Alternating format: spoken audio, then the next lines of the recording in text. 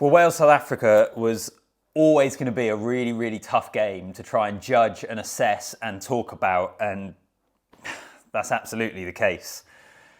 Absolute drubbing. I suppose in many ways, it was what we expected. South Africa, brilliant in so many aspects of their game. Wales in a desperate place at the moment. Where on earth they go from where they are at the moment and try and build and grow into the future. There's so many question marks around it. And I suppose that game was probably what a lot of people expected it to be. All those questions of why is this game happening, out of window, both teams missing players, Wales coming up against the best team in the world. It was only ever going to end one way. And that's how it proved in the end. So give me your say down below.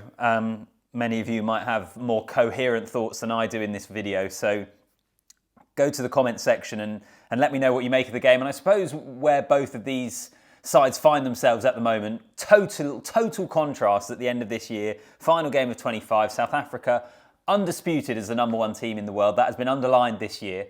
Even last year, there was still some conversation. Ireland went to South Africa and they split that 2-game series with 1 game apiece. This year, there is no doubt who the best team in the world is. And as for Wales, at the moment, they're all over the place. So yeah, let me know.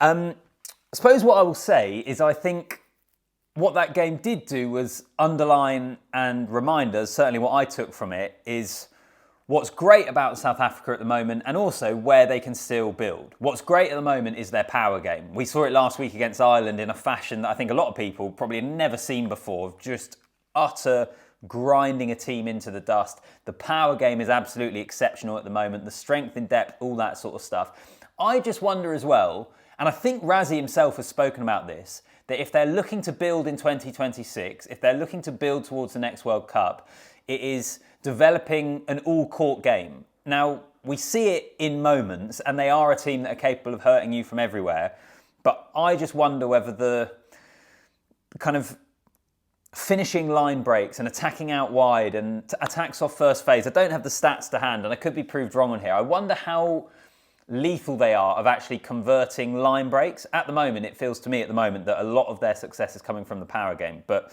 that's maybe where they will look to improve in the future, and it's something that Rassie has spoken about. Where to go from here? Well, I suppose the guy that's on TV just now getting the Man of the Match award, maybe I can go through a few individual players, because this has been a year where the Boks have used, 50 plus players this year once again, as they often do. The depth they're building ahead of the next World Cup, the players that are starting to come through, I think is something that's actually been really significant this year for South Africa. Ethan Hooker, once again, was good today. I still feel that if they're both fit and firing, then Kurtley Arendse and Cheslin Kolbe, I think, would probably be the starting wingers for, say, like a World Cup final. But I think Hooker has come through and looks a really quality player. Andre Esterhuizen, the man of the match, is just immense. No stranger to fans in England. He was so good for Harlequins all the years that he was playing in the Premiership. And he was awesome today against Wales. I mean, Wales couldn't deal with him, frankly. Like, first phase, 12, crash ball. He was taking chunks of metres. Such a good platform. And it's a real luxury now for the Boks. What you've got Dialende and Esterhuizen, I think you could say are 2 world-class options at inside centre. Good problems to have. Dialende we saw in the 13 shirt, which we don't see him in too often. Cobus Reinach, I think that has been a story that I haven't expected this year. Was he 35? Mid-30s certainly, and all of a sudden he seems to be the starting 9. He's replaced Faf de Klerk in that role. And the return of Damien Willemse, I think, is something that cannot go unappreciated. He got into that Springbok team. He was one of the first names on the team sheet in 23 when they were so good. I think it's incredibly significant that he is back playing some of the best rugby we've seen him play for a long time. Not to mention Sasha Feinberg, Mngomezulu, and so many of the other players. I mean, the front row, you could go through about 9 of their options in the front row, and they're all absolutely brilliant. But it does seem to me at the moment that the Springboks' power game is as good as it's ever been. Are they as good as a Springbok team as we've ever seen? And that's maybe an interesting question for you to have your say on in the comments, because I've seen a lot of discussions of, is this Springbok team the greatest team of all time? And I get, like, those are fun discussions. You'll all have your opinions on it. I don't think at this moment in time that this is the best Springbok team we've seen in the Rassie era. I still think the team that won the World Cup in 23 was the most all-round Springbok team. I think purely in terms of power, you could argue that this is the best iteration. No team in the world at the moment, I think, can live with them in terms of their power game and in terms of what they're able to produce. And if you're any nation now coming up against them, there must be that slight fear factor of how you're going to go, particularly in the scrums. It's unbelievable. So yeah, let me know what you make of that. The bench as well, all 8 replacements coming on at the same time. Ridiculous. I should probably mention actually the Etzebeth red card right at the end. I think it's the correct decision. I think it's one of those that he's in a tussle, doesn't necessarily mean it, but as soon as a finger or a thumb goes in the eye, that's a straight red card. We'll see what the ban is like. I mean, a ban for gouging can be really severe. Whether they will factor in a kind of mitigation because he wasn't necessarily trying to do it, we'll wait and see. But he could end up with a hefty ban there, Eben Etzebeth. But amongst all of this, we've got to talk about Wales. And I suppose with the Springboks, they're superb. Number 1 team in the world, power game, all the stuff I've mentioned. Like, they're in such a great position. I'm excited to see how they try and build on this in 2026. And how they do build on it, I think, is pretty terrifying for the rest of the world. What about Wales?